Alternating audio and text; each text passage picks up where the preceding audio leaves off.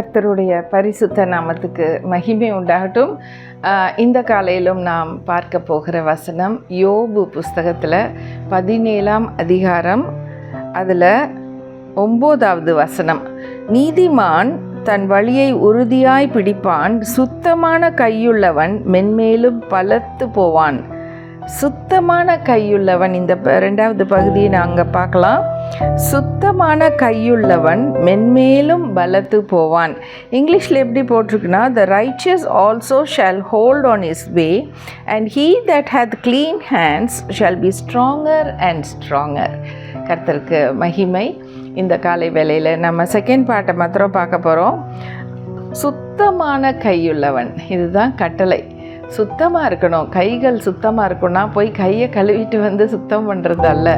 நம்மளுடைய வேலைகள், நம்மளுடைய கையின் பிரயாசத்தை நீ சாப்பிடுவாய், பாக்கியமும் நன்மையும் உனக்கு உண்டாயிருக்கும்னு சொல்லியிருக்கு இல்லையா?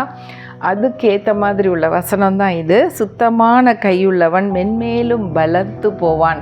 கர்த்தருடைய ஆசீர்வாதம் என்னன்னா, அந்த சுத்தமான கையோடு செய்யப்படுகிற வேலையை ஆசீர்வதிப்பார். அதனால ஒரு பழுகி பெருகத்தக்கதான ஒரு ஆசீர்வாதம் கிடைக்கும்.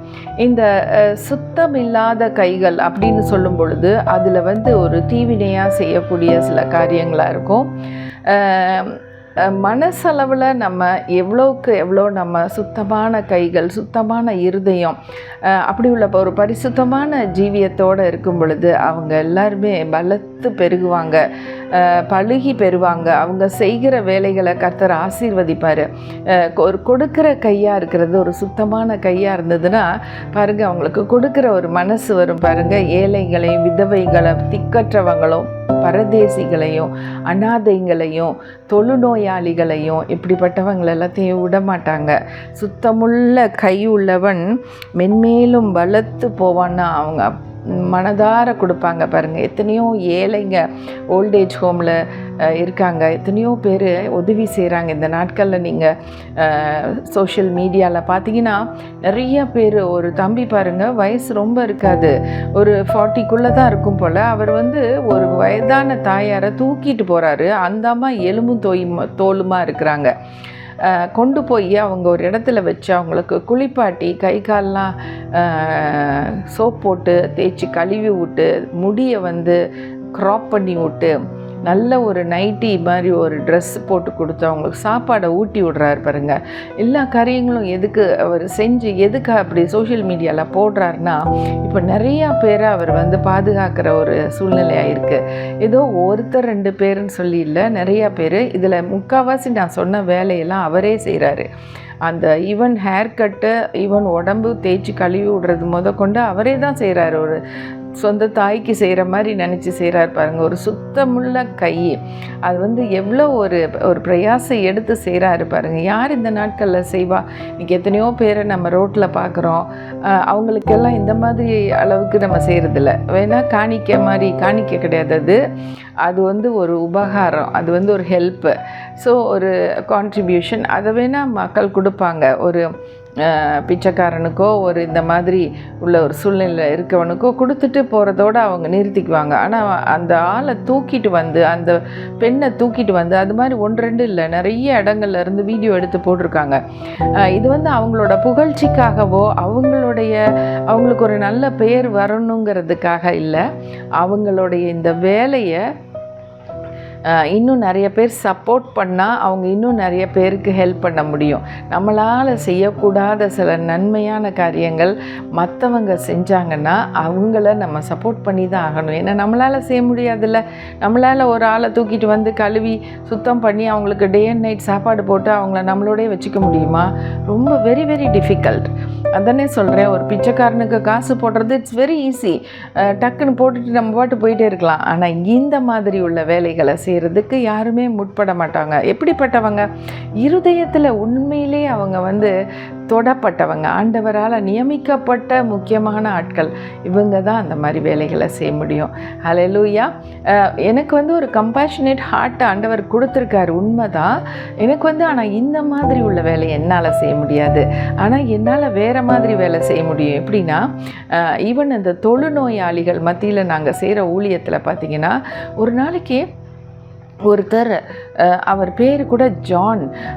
அவர் வந்து ஒரு அவருடைய முட்டி பகுதியில் பார்த்திங்கன்னா சலமும் ரத்தமும் சேர்ந்து வடியுது.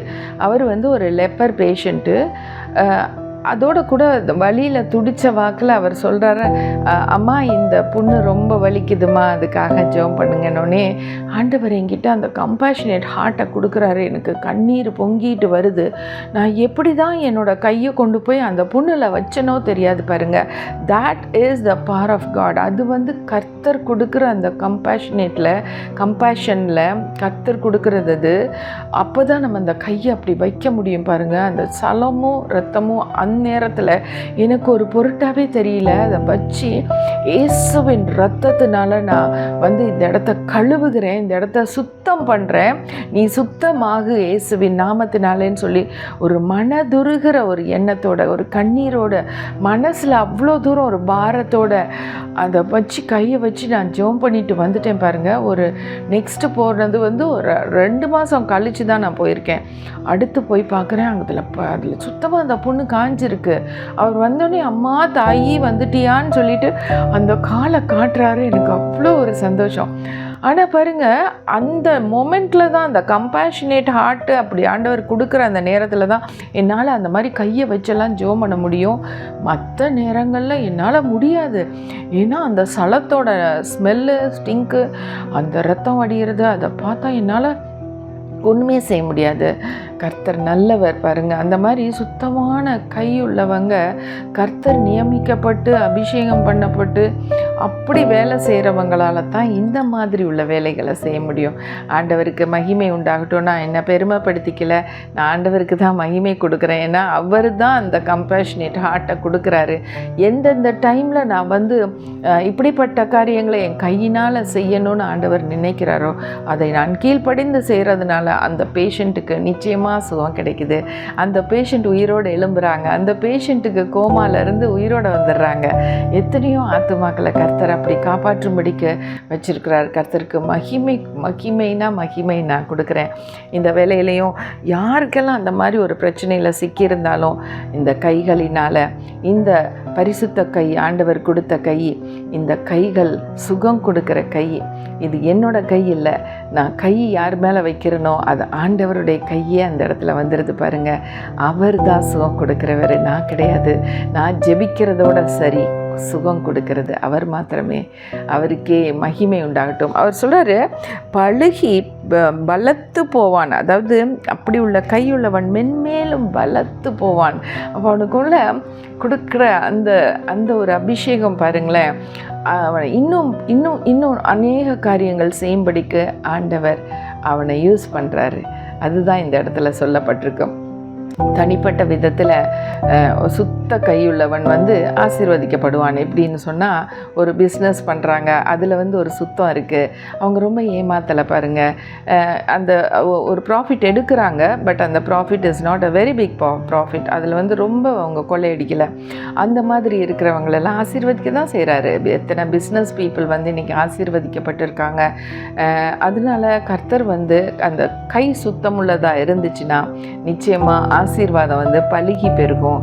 ஆண்டவர் வந்து இன்னும் ரொம்ப நல்லா வைப்பார். அந்த அந்த அந்த மெஷரிங் டூல்ஸ் எல்லாம் வந்துட்டு நம்ம டேம்பர் பண்ணாமல் அது இருக்கிற வண்ணமே இருக்க மாதிரி கொடுக்கணும். அப்போ தான் வந்து அதில் ஒரு நன்மை இருக்கும். அந்த குவாலிட்டி ஆஃப் த ப்ராடக்ட் அது வந்து சிறப்பாக இருக்கணும். கர்த்தருக்கு ஸ்தோத்திரம். அந்த குவாலிட்டி சிறப்பாக இருக்கிறதுனால விலை கொஞ்சம் அதிகமாக இருந்தாலும் பரவாயில்ல, குவாலிட்டியில் வந்து நம்ம எதுவுமே கை வைக்கக்கூடாது. ஹல்லேலூயா. அது மாதிரி எல்லா காரியங்கள்லையும் நம்ம வந்து எதில் கிளியராக இருக்கணுங்கிறத நம்ம மனசில் வச்சு செஞ்சோன்னா கர்த்தர் அதை பார்க்குறாரு, அதை ஆசீர்வதிப்பார். கர்த்தர் தாமே நம்ம ஒவ்வொருத்தருடைய வர்த்தகமாக இருக்கலாம், இன்னும் நம்ம தொழில் செய்கிறவங்களாக இருக்கலாம், வேலை செய்கிறவங்களாக இருக்கலாம், நம்ம கைகளின் பலனை நீ சாப்பிடுவாயின்னு சொல்லியிருக்கிறாரு. கர்த்தர் அதை ஆசீர்வதிப்பார். நமக்கு நன்மை செய்யத்தக்கதாக இந்த கரங்களை கொடுத்துருக்கிறாரு. நம்ம பிறருக்கு நன்மை செய்வோம், ஏழைகள் எளியவங்களுக்கு அது ஏராளமாய் தாராளமாய் அள்ளி கொடுப்போம். அதில் வந்து நமக்கு என்னென்னா, நமக்கு ஹெவன்லி பேங்க் ஒன்று இருக்குது, அதில் நமக்கு சேர்த்து வைப்பார் ஆண்டவர். பாருங்கள், நமக்கு இன்னும் க்ரௌனெல்லாம் வச்சுருக்காரு. ஸோ நம்ம செய்கிற அந்த நீதியின் காரியங்கள் அந்த குட் ஒர்க்ஸு, அந்த நற்கிரியைகள், அதுக்காக நிச்சயமாக ஆண்டவர் பதில் கொடுப்பார். ஆண்டவர் வரும்போது சொல்கிறாரு, நான் வரும்போது வெறும் கையோடு வரமாட்டேன், நான் பரிசுத்தவான்கள் எல்லாத்தையும் கூட்டிகிட்டு வரேன், நான் வரும்பொழுது உனக்கான காரியங்களை நான் எடுத்துகிட்டு வருவேன், ஒன்றை நான் ஆசீர்வதிக்கும்படி கொண்டு வருவேன் என் கையிலன்றிருக்காரு. அவருடைய கைகள் பாருங்கள், அது ஆசீர்வதிக்கும் கரம்.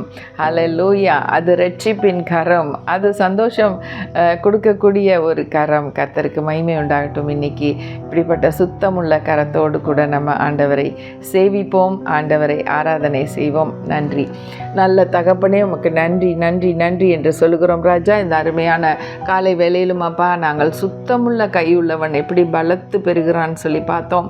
கர்த்தர் ஆசீர்வதிங்க ராஜா. இந்த வசனத்துக்காக நன்றி செலுத்துகிறோம். தொடர்ந்து எல்லாரையும் சுத்தமுள்ள கைகள் மாத்திரமல்ல, சுத்தமுள்ள இருதயமும் உள்ளவர்களாய் மாற்றி போடுங்க, ஆசீர்வதிங்க.